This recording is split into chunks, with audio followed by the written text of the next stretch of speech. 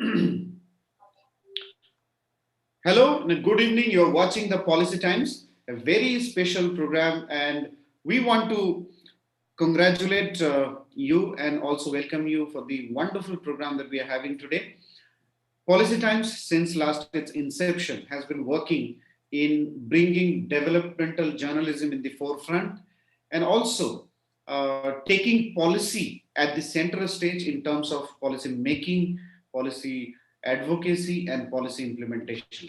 For any nation, development is the utmost and paramount importance, and the nucleus and center of development is policy discussion. So, our aim is to bring all experts from different dimensions of the society to talk on development. Now, when we talk about development, the one fundamental and the core sector which works in the society to bring development is education. So, no country can prosper without having a robust, modern, futuristic education system. So now, as the pandemic, impacted the society, education sector, like any other sector, got tremendously, miserably impacted, and now the level and degree of impact was certainly different depending on which country and region we are talking about.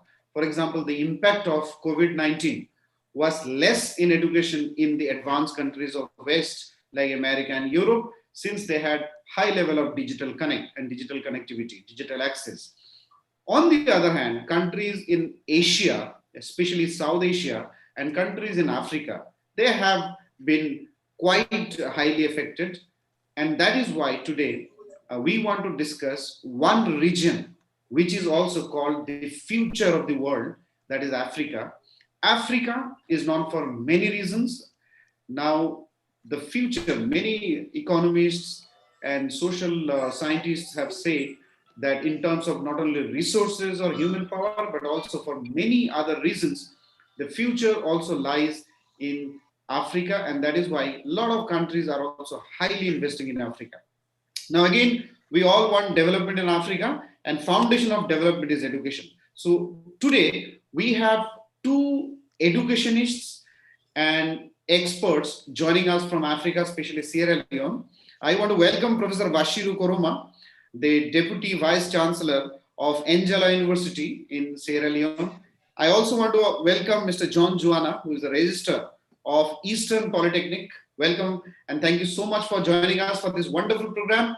Today we want to understand what are the education challenges Africa and Sierra Leone to be specific faced, and what are the prospects of collaboration between India and Africa in education, so that in future, as one of our objective is cross-border education, how do we bridge the gap and promote a lot of exchange between India and Africa so that a lot of best practices can be extended. So with this, I want to welcome, and with me also from Sierra Leone, my colleague, Mr. Rashid is here, Rashid Kane. So I'll also request Rashid to speak in between whenever you have any query and question. I first want to request Professor Bashiru Koroma to kindly introduce yourself a bit in maybe 1 or 2 minutes, and then request you to give an account of what and how has been the challenges in providing education in your country, and especially in also in the region Africa overall. Thank you very much.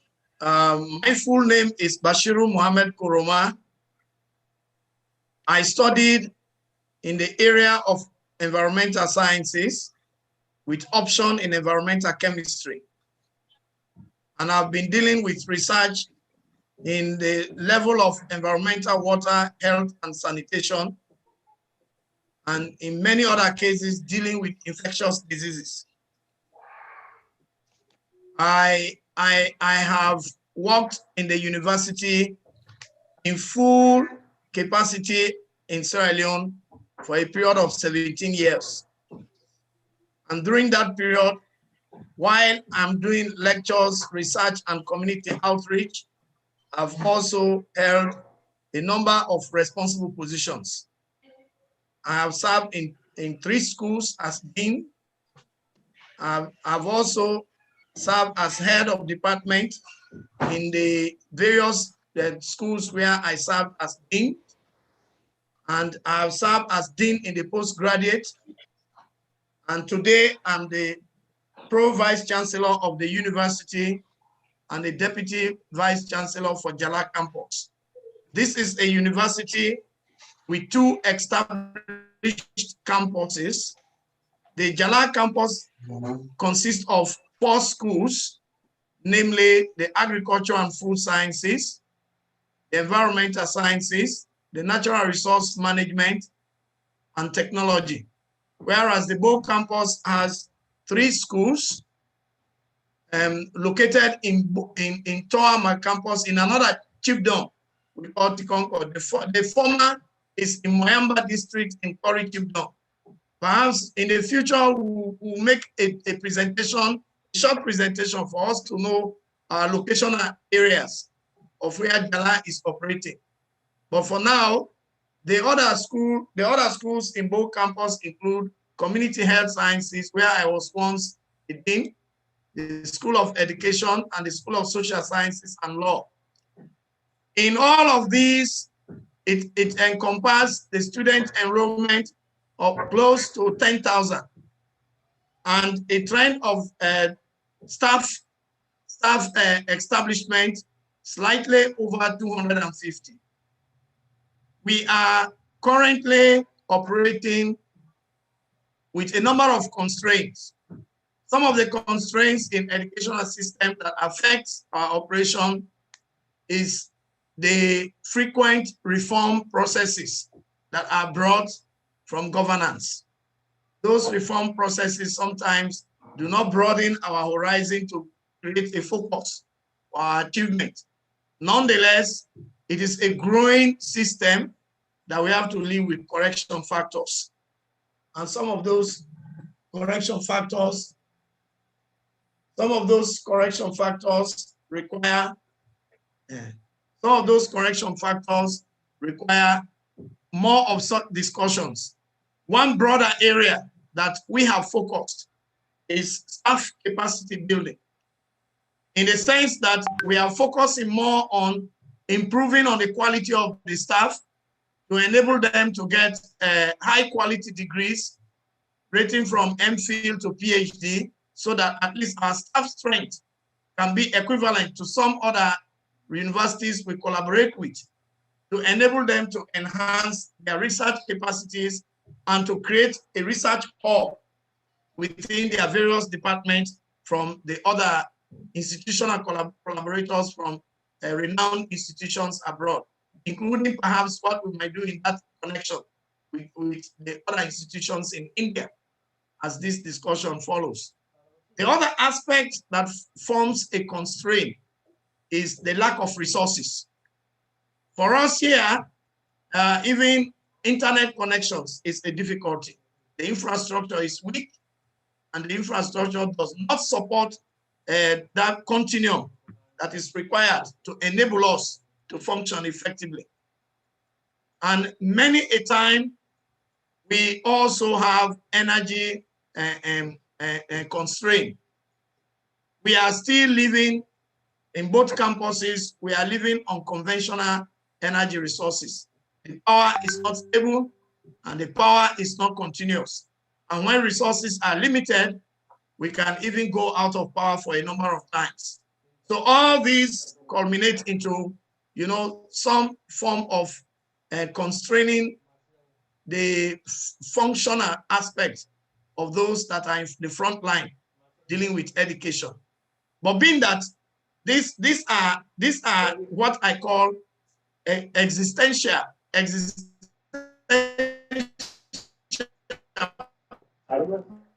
problems within a system of discussions, and we are on it. And in some of the areas, government has paid attention recently. Like for instance, there is a promise for a 1 megawatt solar installation in Jala campus by the AU NEPAD.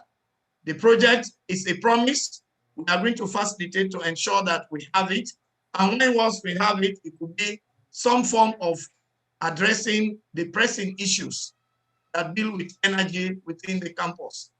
Also recently, we had a number of problems in the same direction, but Just NRA came up recently, and some improvement have been made in both campus, but it is still a conventional system of operation. A 500 kV has been given to them, which requires more resources into it again by consumption of fuel. So, but these are the internal problems. They are not a problem that we say they are unattended. We discuss them and we lead them. They are not a policy gap. These are the remedial residue that come out of the operational systems where funds are not available, resources are limited, and so forth and so on. Nonetheless, we have good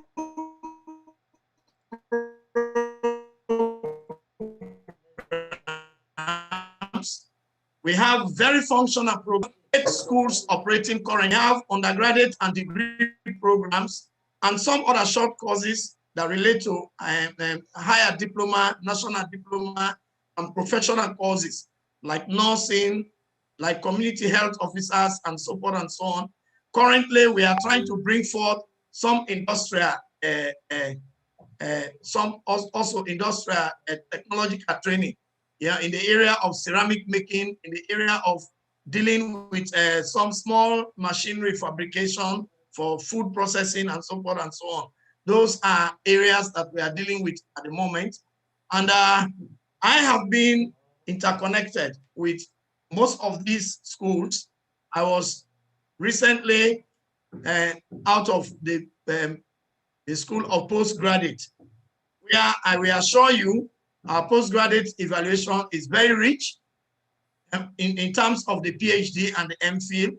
They go through 3 examination processes, which we think meets the standard in many other standard universities abroad.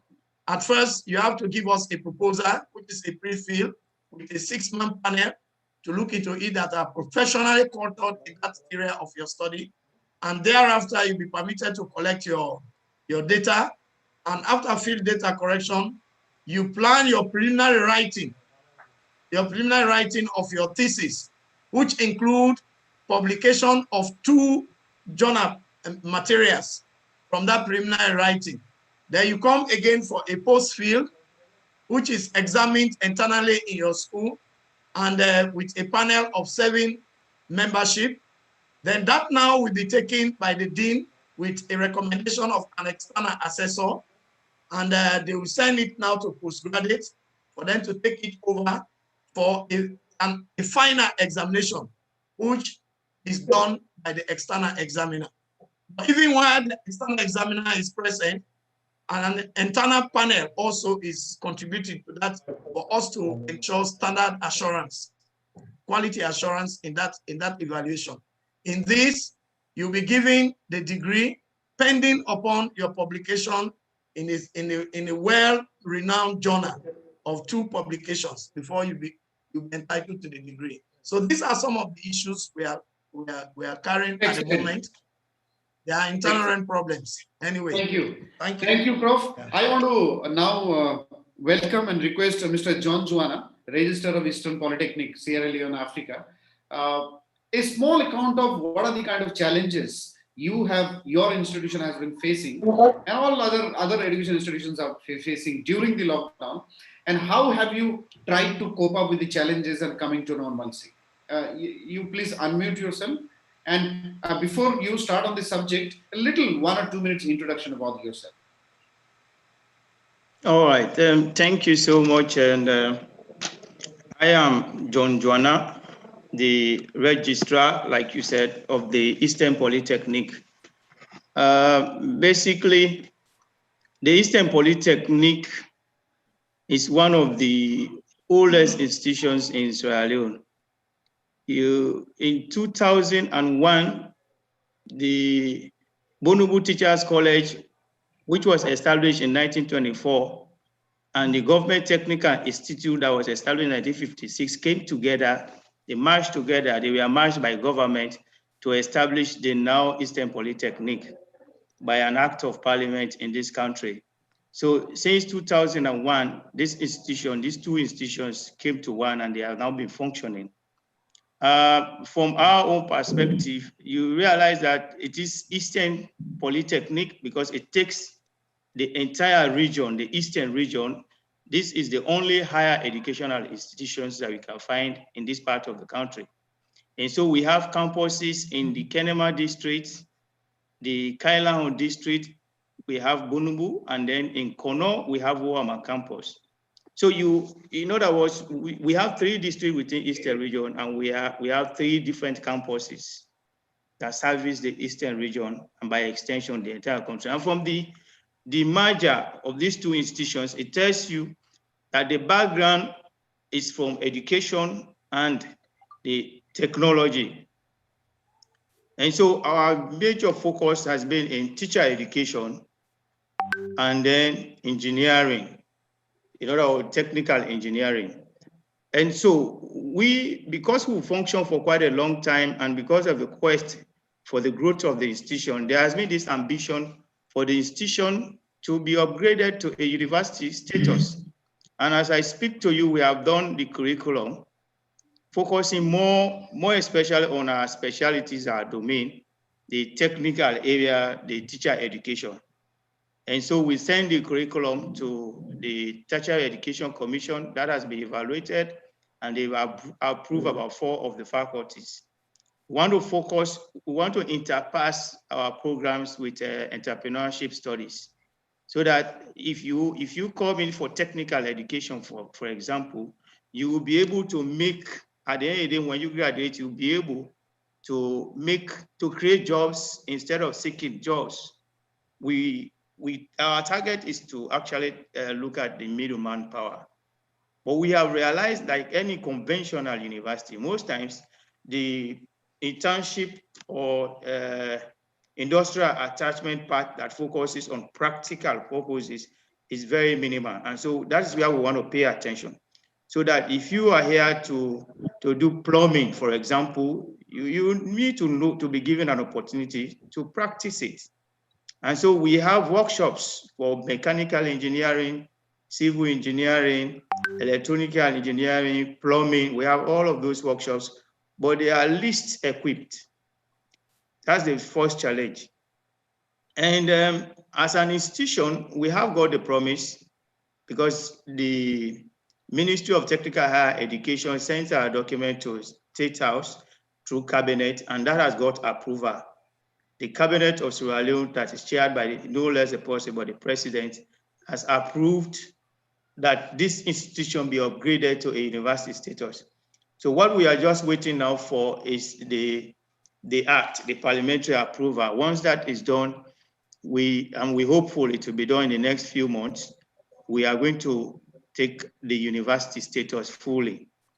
So coming back to the successes, we have trained a lot of people. I normally want to talk about those opportunities we have before bringing out challenges. In as much as COVID is a challenge for us, but we also have some good opportunities. One of such is that we have over 1,000 acres of land that is now available. And part of that, I will tell you that 70% of that 1,000 acre of land is not utilized. So our intention is to see how we can develop infrastructurally the institutions. From our proposal, we want to see how we can take faculties to specific campuses instead of putting everybody together. During this crisis, one of the problems we have is that the academic calendar has completely altered because of our lack of ICT. Like Professor Kuma was saying, you know, our internet connectivity or facility is very weak in this part of the country.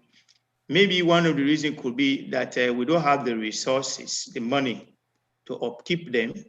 But I know India is very strong in that, particularly for ICT and when it comes to online something, the portal system. Now, when this new government took over in 2018, an ultimatum, a TOR, was developed by the Ministry of Technical Education, urging us to meet those criteria. And one of such is that all institutions should go online. In other words, before now, we are doing admission using the virtual method. We print admission form. You come, when you pay at the bank, we give you the form, you go and complete it and come back. So it was difficult for us to capture data. I mean, when they urge us, one of the challenges we have been having is the cost of the portal system. I will tell you, we from Eastern Polytechnic had the opportunity to hire EduSec portal system, an Indian company. But as I talk to you now, we have challenge with them. And the challenge is the cost that we have to pay. And government is aware of it. I know even Jala and other institutions are also having a problem with the cost of the portal system. So that is a serious challenge.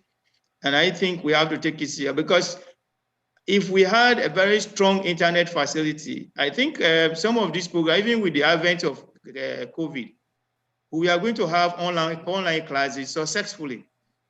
But if we have online classes, you come to maybe the campus to conduct these classes, but the students do not have the internet facilities, you'll be talking to yourself. And so we realized that that's a very big challenge, and it's creating problems for us. And so now, for example, we are only reopening. We are starting the academic year in January, I mean now February, because the staff members, we are on strike. Academic staff, we are on strike. Thank God that has been resolved. But the online facility in terms of ICT is inadequate. We have very serious challenge with that. Infrastructure, I have mentioned, like Professor said, he's my boss. I was also at Jala. I worked at Jala for close to 11 years, 10 years plus, and up to the rank of lecturer 1 and head of department. And he's one of those who are contributing to also ensure that I toe the line with him. He wants me to go to professorial level. I'm working on my PhD, but the academic work is my challenge. So if at all the internet facility is very good for us, then all of those challenges will be overcome, because I'll be able to work online, even from home when I'm doing something else. But that is the key challenge. Infrastructure, like I said, we have, for example, just in Kenema. Kenema is the capital city of Eastern region. And as a college, apart from the 75-acre land that we are occupying now, we very recently acquired 200 acres of land, and we have not done anything on that campus. So we have a plan of seeing how do we develop that one, so that at the end of the day, we'll be able to not only have workshops, but we'll also have a college farm where we'll use demonstration. We'll use some as demonstration plots, so that students who are doing agriculture, for example, will be able to go to the farm and then demonstration will be done. We have in Bonumbu, that is in the Kailan district, 649 acres of land. You know, that one, since the end of the rebel war in Sierra Leone, has not been rehabilitated. What we did as an administration is to see how we can construct, through our meager resources, few structures. So we are running distance education program there. And for our own distance education program, it's not done online. What we do is, when the college is on vacation, and when schools, secondary schools and teacher training, secondary schools are on vacation, that is the period we take to conduct the distance education. So Bonumbu is allocated for that, but our plan is to see how we can develop Bonumbu into a full-blown campus, so that it will function effectively. The other constraint is around solar system, in other words, the energy resources, electricity. What I did as an administration when I came here, I wrote to WHH, World Hunger, Hefe, requesting support for, energy support. And so we are able to get huge chunk of solar mini grid with a capacity of 17 kilowatts. But then we have not been able to install that mini grid completely. The materials were supplied, but we don't have resources to install them.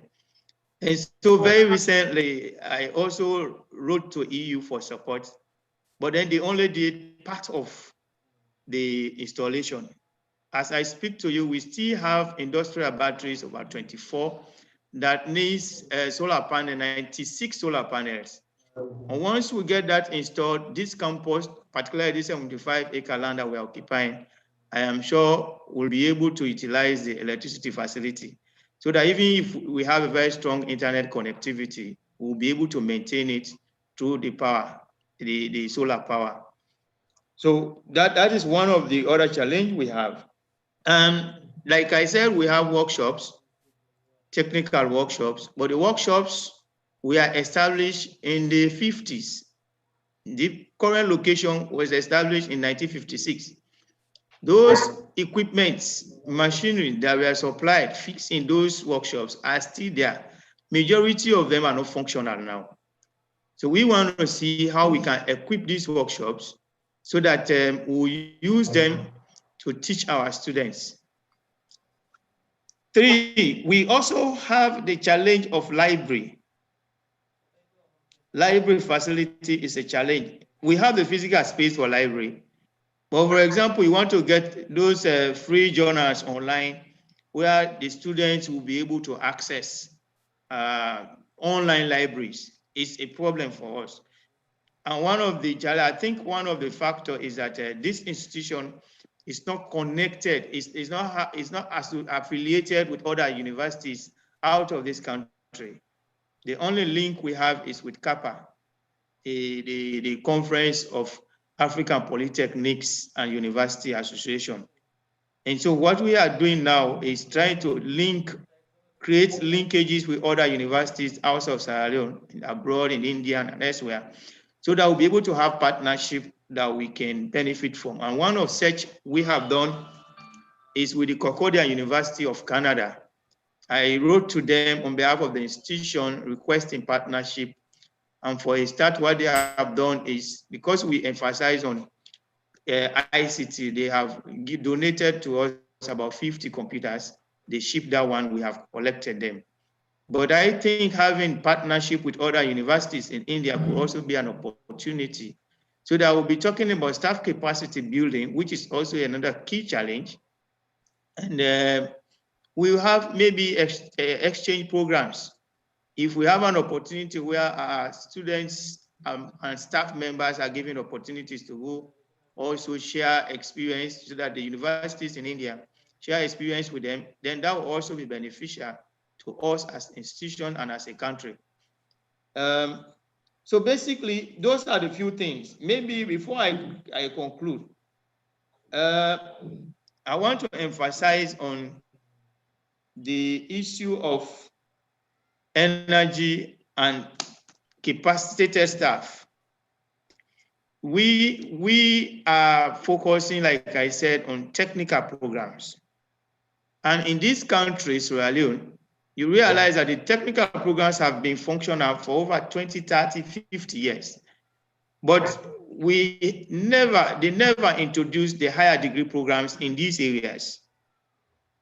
In other words, they were just doing CT and GATE, which is a certificate. They take it to diploma level.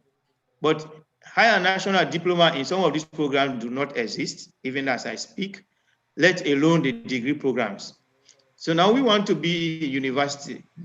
One of the inadequacies that we are seeking an opportunity for, an intervention for, is to see how we can have staff members who are trained in these technical areas, like mechanical engineering, civil engineering, electrical engineering, who can come help us. What we did in developing the curriculum is we had to seek the assistance of professors across the country who've done engineering to help us develop those programs. And for some other programs, we even have to seek the support of Professor Bashir Kroma. Yes, we also have to ask for support from Professor Bimba, who is also an engineer. But if we could have people from India who are specialists in this field, maybe who can come provide some of those teaching facilities, train our staff members, or we have our own staff members to go to them, it will be better for us. Thank you so much. I think excellent point coming from Mr. Juana. I think the kind of energy, electricity challenges, then the digital library concept, the challenges that you mentioned, wonderful. I want to raise. So I do not want to repeat this. We will go into the solution part in the later half of it.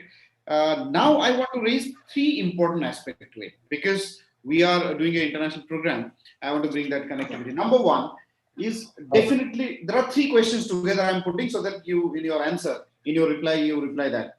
Number one is digital connectivity, which we have discussed elaborately. A little solution that we can bring in, that is one, but that is not major question. The second important question is because you both the universities are part of technical education, so job ready courses and skill education in the current time is extremely important. So, what are the job ready courses that we need to focus on? And we need to prepare our students so that they are skilled from the university. After they pass out from their courses, they should be job ready and should be employed somewhere in this. So, how do we make our students job ready, skilled, so that they don't have to waste again 6 months or 7 months to impart some skills to get a job?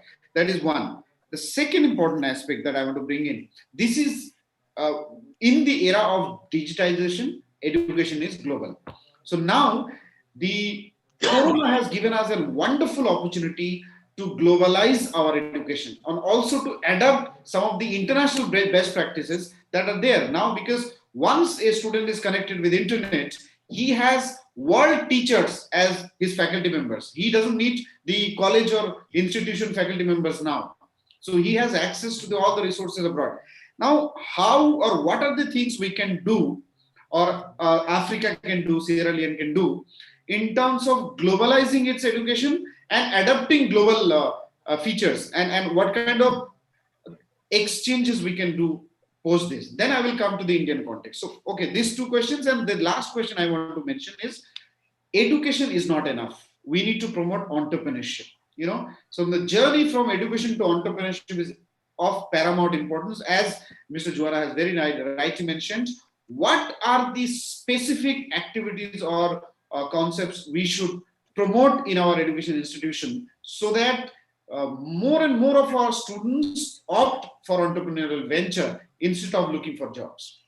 Professor Bashiru. Well, in our own context, we are operating a school for technology. We are also operating a school for agriculture. We are operating a school for health-related professional courses. There is also a school for social sciences and law. And we have school for education, specifically focusing on teacher training. There is a school in natural resources management. Of all these, we have something that we call internship for our students. And during that period, it is for their own choice to know what could bring them an outcome-based education, where you think you can become self-employed or you can work in an institution that require some form of recruitment. So we take them up in terms of these job-related courses. We take them to these units to learn on the job and to enable them to gain recruitment. But in some circumstances, they learn on the job and they make themselves self-employed. But on the part of education as entrepreneurship, we have not done much in that direction. And if that is part of what you want to give us, the initiative is here, but we have not achieved much in it. The education is on the ground and it is compulsory for our students. But practical demonstrations are not many, because not much of our students have left university with a view to establish themselves effectively in dealing with their own self-entrepreneurship. But the entrepreneurial education is enshrined into all of our curriculum. students do it for 2 years. It is much of rote learning for now rather than a job-oriented approach. So recently, some practical approaches are thought of, but they are not yet very effective. That we call it student business plan. So that is not very effective at the moment, but it is being recalled into the curriculum. Many a time in the health professional areas, these people find it very easy to establish themselves, but they find it extremely difficult to receive the government PIN code. So, but now the fact that they are needed and they are not enough, as long as they are properly trained and they like their profession, they might have patients that may be attended to even in their homes. So in the health-related areas, you have the lowest cadre that we call the community health nurses. Those community health nurses are just like bed service people, you know. But then there is another upper cadre that we call the registered nurses, state registered nurses. They supervise all the attendants in many of the health related areas, health related job places.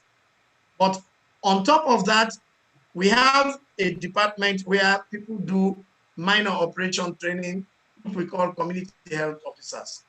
We are now in a global health training platform where we want to upgrade the basic nursing nurses in the country to a state registered capacity so that they'll be able to earn themselves more room to go in for either the CHO or the BSc nursing in the long run.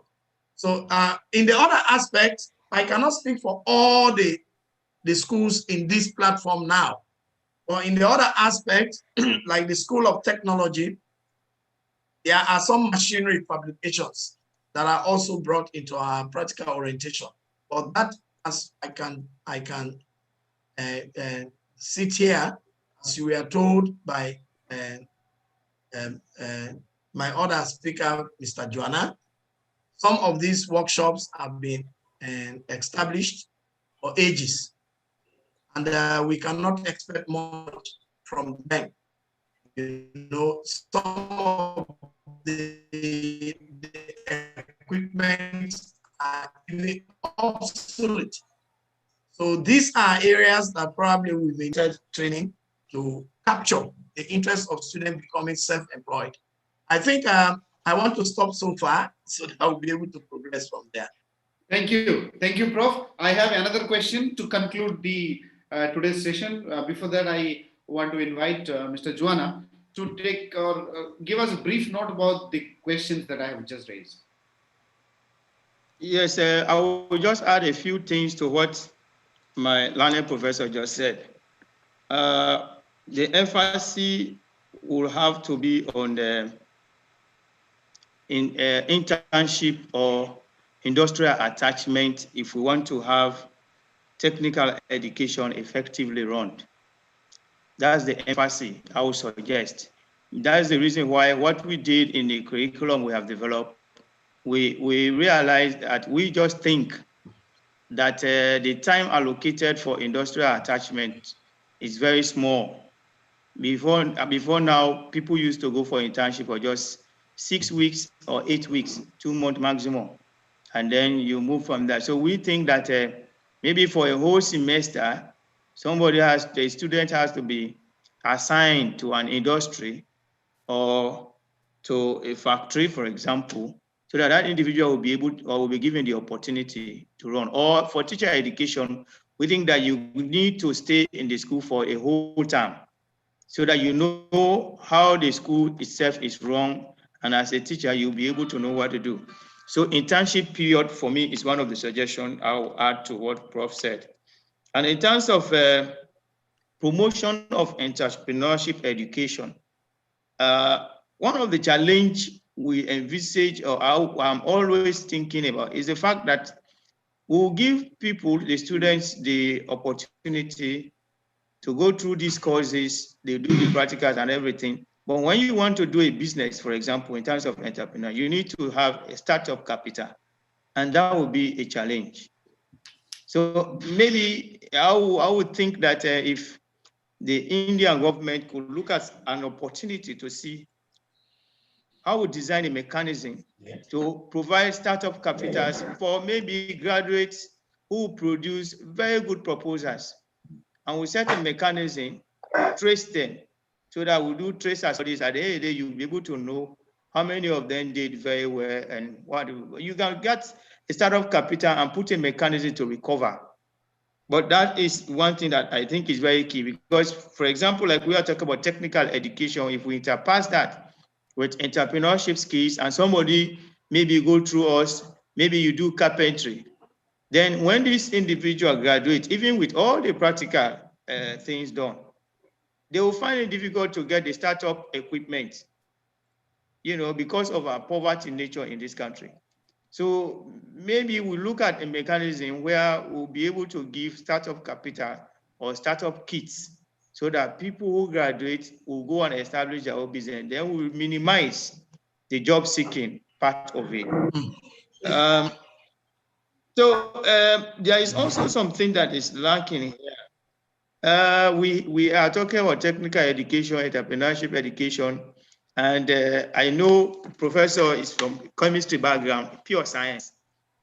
You realize that the interests of our brothers and sisters, the youth coming up now in the sciences, is dwindling rapidly. Majority do not even want to do maths, let alone chemistry. They will tell you it's difficult. Either the image or the message we had taken to them is very wrong. But I think there should be a campaign along that part. What government has done is to give out priorities to those who are doing sciences to have scholarships, which is one thing that will motivate them.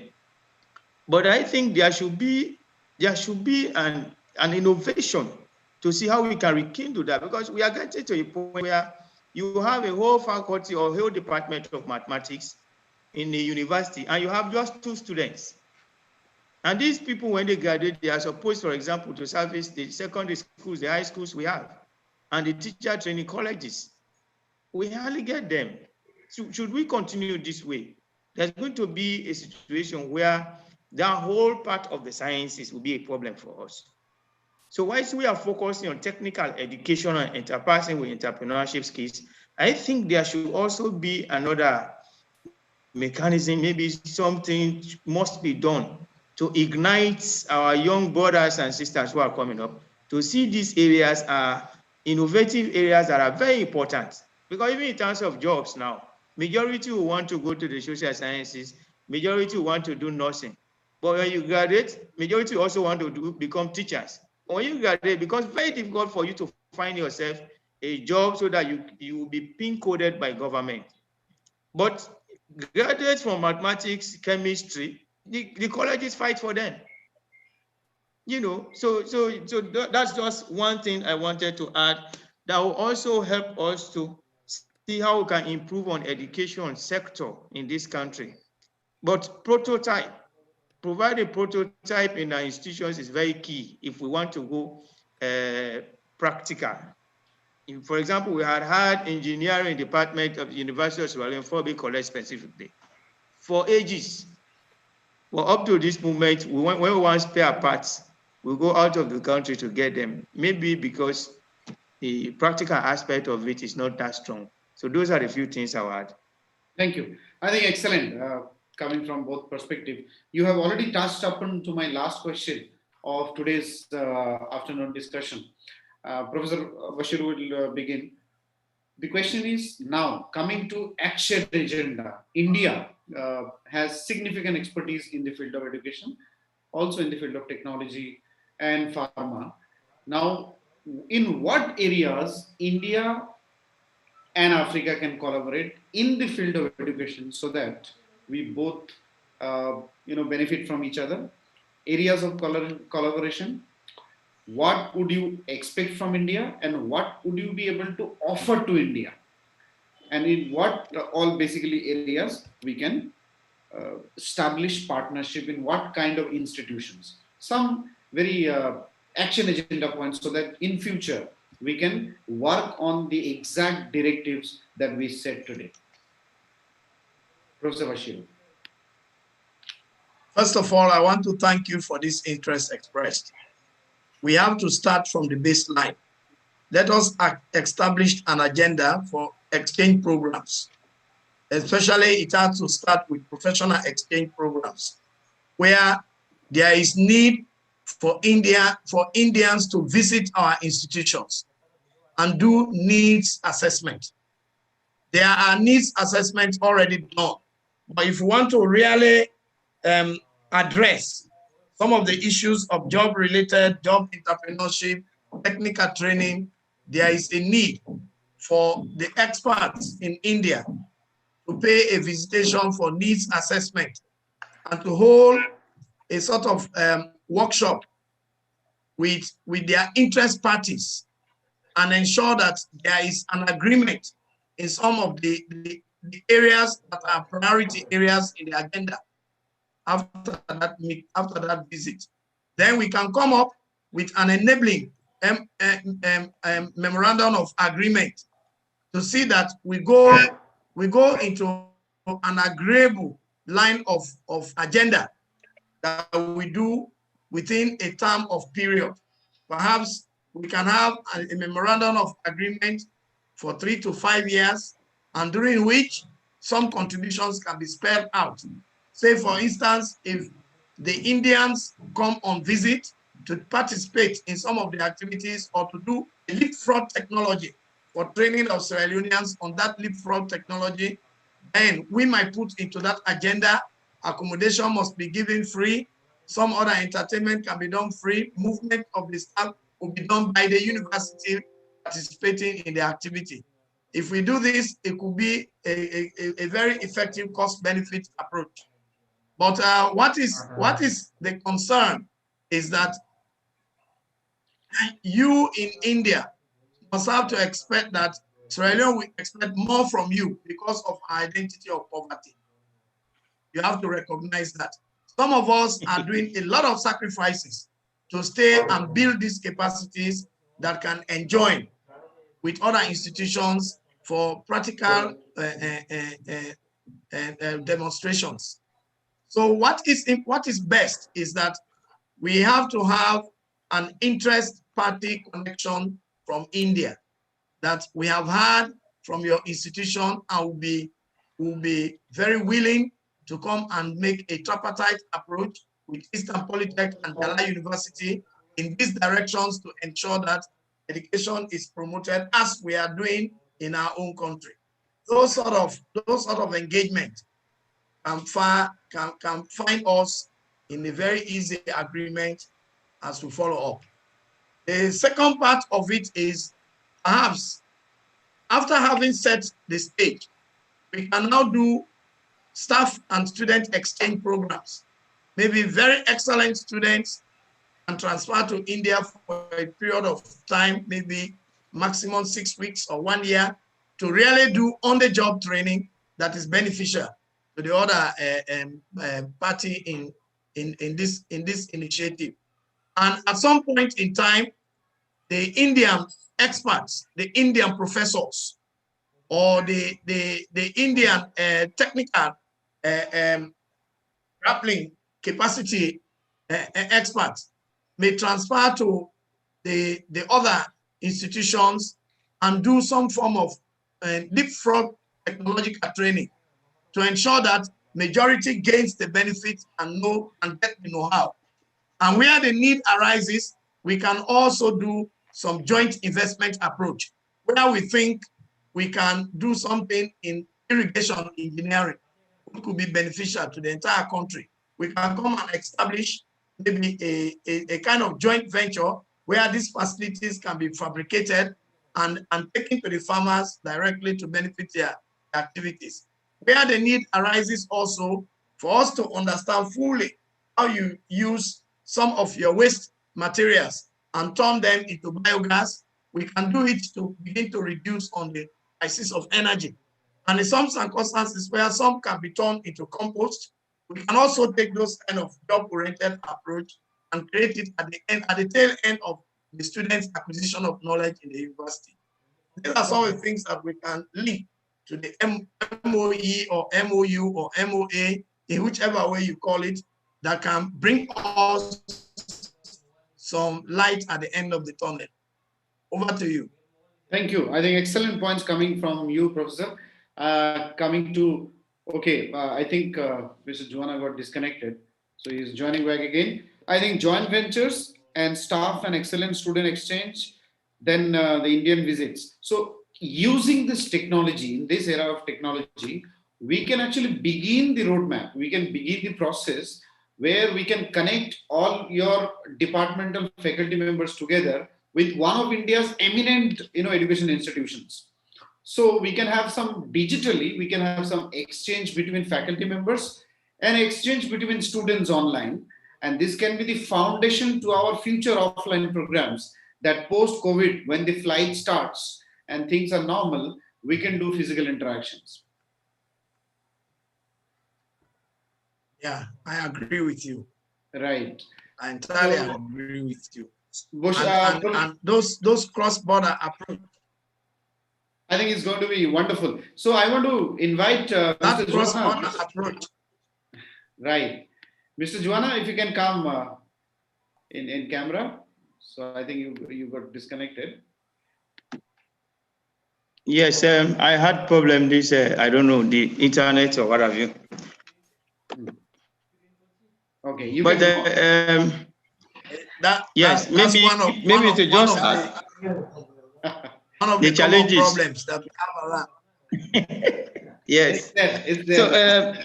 So with respect to our area of collaboration or partnership, first of all, I know before I went offline, suggested a kind of baseline studies so that you'll be able to actually know what are the problems.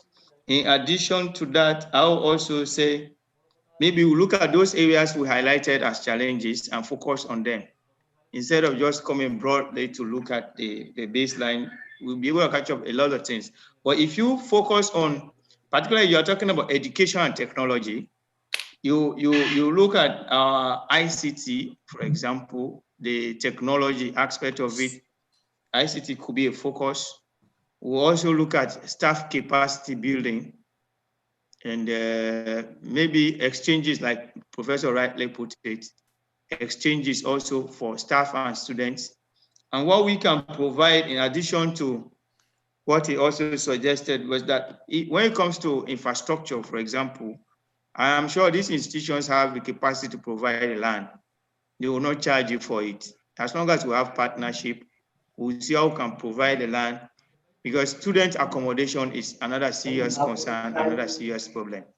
And so, for example, if you want to construct hostels, I am sure Jala University has enough land, and the Eastern Polytechnic will also be able to provide enough land that you may want. And the government has the willingness. The government is willing to see how foreign countries can come in also and invest, and where possible, provide your own support to our country. And so basically, those are the two things. But agriculture could also be looked at as one area. Agriculture, maybe for college farm, or you want to go into really farming, in fact, itself, that will create an opportunity for us, particularly our students who are graduating with agriculture degrees, agricultural certificates, to gain employment. Because that's one of the things, that's one of the reasons why you have a lot of people who will have first degree in agriculture, but they end up becoming development practitioners. They will find themselves in NGOs because there is no pathway in terms of job creation for them. You graduate as agricultural extension officer. You go to the ministry, they will tell you, government has not given us opportunity to employ. So you have to wait. I am enjoying a facility from a particular staff that went through India. He did his PhD in India, agricultural extension. That particular staff is part of SLARI, but because of the expertise, we have hired him to serve us on an associate basis.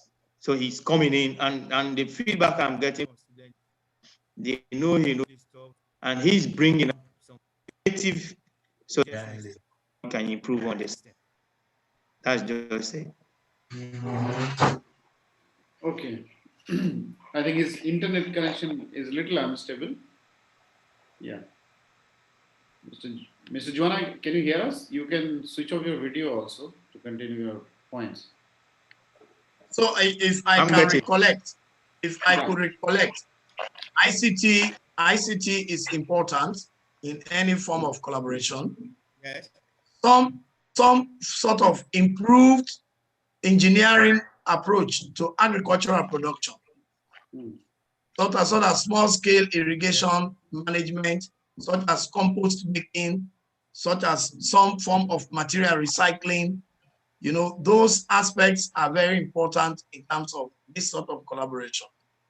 And to a very large extent, if there is also that need for a sort of business venture undertaking in the partnership, then the provision will be available. Probably we can go into estate establishment in the collaboration where, hostels can be built, staff estates can be built, and the dividends therein can be taken for several other activities in the long run. We can also go in for several other investment opportunities that may be proposed, you know, in the ensuing part of the collaboration. So all of those, we should be thinking of it until we see how we start to collaborate. But excellent. Technology, ICT, and agriculture will be a very strong candidate in taking up this. A lot of points coming from Professor Bashiru and Mr. Juana. I want to request my colleague Rashid to also share or maybe summarize the discussion, and then we'll formally close it. Yes. Yeah, thank you so much, Akram. I've heard all from the two speakers. All they've said, at least I have been part of all the processes they've explained, because the institutions those people are coming from, I've passed through those institutions, and I've felt and touched some of those challenges they've just highlighted. And all the issues that they have named in relation to partnership, I think these are very key areas which we need in Sierra Leone presently, particularly in the area of infrastructure, agricultural development, student lecture exchange, entrepreneurship. ICT is a challenge in this country. So all of those areas that you've highlighted, I think these are some of the things we are going to. And if there is any opportunity that we can collaborate and partner with you people from that end, it will be helpful for us to move forward. Yeah, thank you. Absolutely, thank you. So I cannot thank you enough to Professor Bashiru Koroma at this important time. It is already an opportunity cost for you, where you should have been busy in some very important projects in your country. You have spent very quality time with us, exchanging or sharing your view on collaboration. We as a development media, we want to take all of these suggestions very carefully forward, because we are also extremely connected with educators in India. And in future, we are definitely going to take some of these initiatives as an action or inaction. So, Mr. Juana, also the Registrar of Eastern Polytechnic, also thank you so much. It's been wonderful discussing with you in this, and we'll be in touch, and we'll look forward to many such discussion, brainstorming, and then coming to action in future. Thank you. Keep watching the Policy.